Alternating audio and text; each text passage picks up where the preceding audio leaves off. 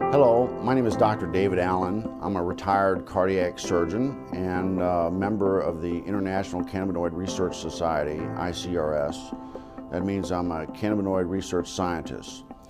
And I'm here to tell you about the discovery of the endocannabinoid system, the ECS, and the significance and how it will change medicine.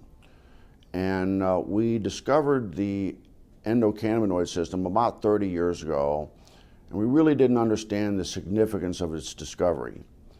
And so we found out that this is a chemical communication that your body has. It's not electrical, it's chemical, and it's kind of like the hormone systems that people are familiar with. And your body makes these cannabinoids. They're endogenous, so they're endocannabinoids, and they perform some miraculous functions in the body. And we're just learning the significance of these functions. And basically, the endocannabinoid system is responsible for homeostasis. Most people don't understand what that really means, but it's the body's ability to maintain itself and function in the proper environment. And so it's critically important that that doctors in the future understand this control mechanism. And we're finding out that that manipulation of this endocannabinoid system will control diabetes. It controls cancer. It controls whether you can survive a heart attack or stroke. And so this is critically important for doctors to understand this new science. And the discovery of the endocannabinoid system is the single most important medical scientific discovery ever, and will save more lives than the discovery and application of sterile surgical technique. And I'm a heart surgeon saying that. So more people will be saved by manipulation of the endocannabinoid system than are currently saved by surgery. But recent research has been looking at cannabis and the different cannabinoids. There's over 80 plus cannabinoids discovered in the cannabis plant. The second most dominant one besides THC is cannabidiol, or CBD. Okay. And the research now is over 1,200 peer-reviewed journals on CBD. It's probably the most exciting and researched ingredient or substance right now around the world. Mm-hmm. It doesn't have the psychoactive or high that is associated with THC, but it has a tremendous amount of other benefits, including research shows anti-seizure, anti-epileptic, which is why it's gotten a lot of popularity. You do a lot with children with seizure disorders, and they're getting benefits from this plant in a safe, non-toxic way versus all these drugs that typically don't work. Mm-hmm. And there's neuroprotective benefits, so you see a lot with concussions and the NFL. There's a lot of research being done now with chronic traumatic encephalopathy, or chronically banging your head a lot.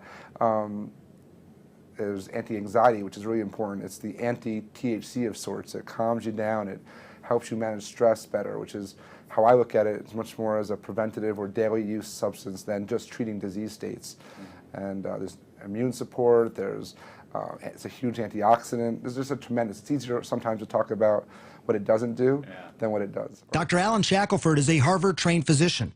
He's also among a handful of doctors in Colorado who give prescriptions for medical marijuana. From the moment Charlotte entered his office, he knew she was in trouble. While he was just examining her, she had 2 seizures. She'd failed everything. There were no more options for her. Everything had been tried, except cannabis. Here's how scientists think it might work. Marijuana is made up of 2 ingredients. THC, that's the psychoactive part that makes you high, and CBD, also called cannabidiol. It's the CBD that scientists think modulates electrical and chemical activity to help quiet the excessive activity in the brain that causes seizures. I've been telling my patients to cut it. Dr. Julie Holland is the editor of The Pot Book, a complete guide to cannabis. For a long time, the work on cannabis and epilepsy was sort of inconclusive. Maybe it works, maybe it doesn't. They couldn't quite figure it out. And it's only when they really started separating THC from CBD that they saw, definitively, yes, CBD seems to really stop seizures. So in the 1930s, they made tinctures. What were they making the tinctures for, and why were they doing these tinctures? Well, I mean, the medicinal uses of hemp are just numerous. The hemp helps, well, we can talk about the cancer effects of hemp, but it helps with inflammation. It's very anti-inflammatory. It helps with seizures. It's very effective with PTSD for the vets that are coming back that have post-traumatic traumatic stress disorder. Very effective at treating that. It's an anti-inflammatory. But then the uses of hemp for cancer, what I've studied, because of my book, Cancer Step Outside the Box, and the number of cancers, there's about a dozen different cancers that have been studied in depth with medicinal marijuana, with hemp. And so the studies, from brain cancer to prostate cancer to pancreatic cancer, uterine cancer, cervical cancer, prostate cancer, it's amazing. Okay, so what is in hemp that it's this THC, correct? Well, there's chemicals that are called cannabinoids. Right. THC is short for delta-9 tetrahydrocannabinol. I'm glad you said it because I couldn't. That's the only time I'll get it right. I'm glad I got it right. So that's the one, THC is the one cannabinoid that everyone's familiar with. That's the one that's psychoactive, and that's the one that gets you high if you smoke it. Okay. But there's other cannabinoids. One is called CBD, cannabidiol, and it's very medicinally used. There's no psychoactive component of CBD. So what do? Extract these to make tinctures, or you can make tea out of? You can make tea. You can eat it. It's a great superfood. You're into raw. A lot of people use raw hemp in their superfoods. Well, do you get high off of hemp if you eat it as a superfood? No, well, or just the seeds. You've got to heat the THC to make it become psychoactive. So people that eat the plant, they put in a smoothie. You know, there's super green smoothies. Right. You're not going to get high off of that because you didn't superheat it. But is it then, if you put it in a smoothie like that, is it good prevention to cancer? It is. It's very well. It's got a perfect ratio of omega-3 to 6 fatty acids. It's got more GLA, gamma-linolenic acid, than any other plant. So it's got some really great fats. You're well aware of the importance of good fats in your diet. Yeah. So hemp it's a perfect superfood to eat, but it's also medicinal. I just never understood why hemp had gotten such a bad rap, and now I understand that it was really politically motivated by somebody who owned basically trees and didn't want to be in competition with the hemp to make paper.